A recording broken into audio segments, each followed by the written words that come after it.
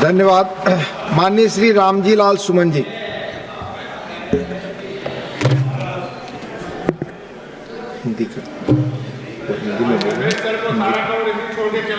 Please बैठे रहिए, seat पे बैठ कर ना बोले।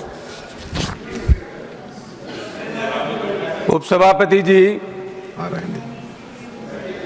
यह सदन उपराष्ट्रपति जी के अभिभाषण पर चर्चा कर रहा है और राष्ट्रपति जी ने अपने अभिभाषण में जो किसानों के लिए कहा है उसको मैं पढ़ता हूं कि किसानों की आय बढ़ाने एवं खरीफ तथा रबी फसलों के न्यूनतम समर्थन मूल्य निरंतर बढ़ाए गए हैं।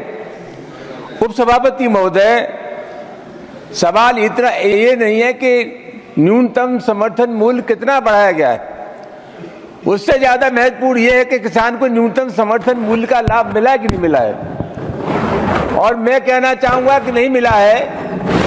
एक शांता कुमार कमेटी बनी, उपसभापति जी महोदय, शांता कुमार भारतीय जनता पार्टी के नेता थे, भारतीय जनता पार्टी की सरकार में केंद्र में मंत्री रहे, हिमाचल प्रदेश के मुख्यमंत्री रहे। और शांता कुमार कमेटी ने जो निष्कर्ष निकाला वो ये था कि सिर्फ 14% किसानों को ही एमएसपी का लाभ मिलता है। उपसभापति जी, 2020-2021 में भी किसानों का बड़ा आंदोलन हुआ। लगभग 700 किसान उसमें शहीद हो गए। तमाम किसानों के खिलाफ आपराधिक मुकदमे लिखे गए। सरकार ने उनकी कोई आज तक इमदाद नहीं की, मुकदमे वापस नहीं हुए। और सरकार, और सबसे महत्वपूर्ण बात यह है कि सरकार ने उस समय जो समिति बनाई थी, सभापति महोदय, उस समिति का भी कोई सार्थक प्रयास किसानों के हित में नहीं रहा। सभापति महोदय, देश में 46% लोग अभी भी कृषि से जुड़े हैं और सकल घरेलू उत्पाद में कृषि का योगदान 18% है। मैं एक निवेदन करना चाहूंगा आपके मार्फत। अभी देश में 21 लाख करोड़ रुपए किसानों पर कर्जा है और प्रति किसान पर 1,35,000 रुपए का कर्जा है। जो कारपोरेट हाउसेस हैं, अमीर लोग हैं, बड़े पैमाने पर सरकार ने उनका कर्जा माफ किया, उनको मुक्ति दी है ऋण से। सभापति महोदय, यही काम अगर किसानों के लिए हो जाता तो समझा जाता कि निश्चित रूप से किसान गरीबों की सरकार गरीबों के हित में, किसानों के हित में, लेकिन ऐसा नहीं हुआ।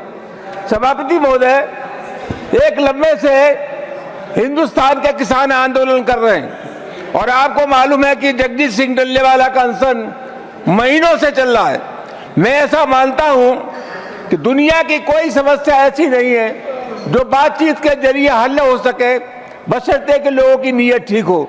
मैं आरोप लगाना चाहूंगा कि इतना लंबा अर्सा बीत जाने के बाद भी जो सार्थक प्रयास भारत सरकार को किसानों की समस्याओं के दूर करने के लिए करना चाहिए था, इस सरकार ने नहीं किया है। उपसभापति जी, 2014 से लेकर के अब तक 57,160 किसानों ने आत्महत्या की है।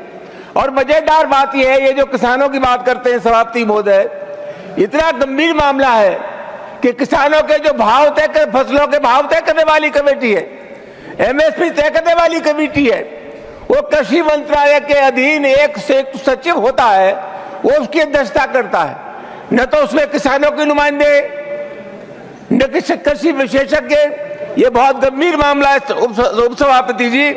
ये सरकार किसानों के हितों से खिलवाड़ कर रही है और मैं बहुत विनम्रतापूर्वक निवेदन करना चाहूंगा, अभी तक मैंने जो भाषण सुने हैं, इधर ये जो बीजेपी के लोग बैठे हैं, तमाम लोगों के प्रवचन मैंने सुने, लेकिन किसानों के सवाल पर शायद 1-2 आदमी ने कोई बात कही हो, लेकिन किसानों के सवाल पर ये बोलने के लिए तैयार नहीं है।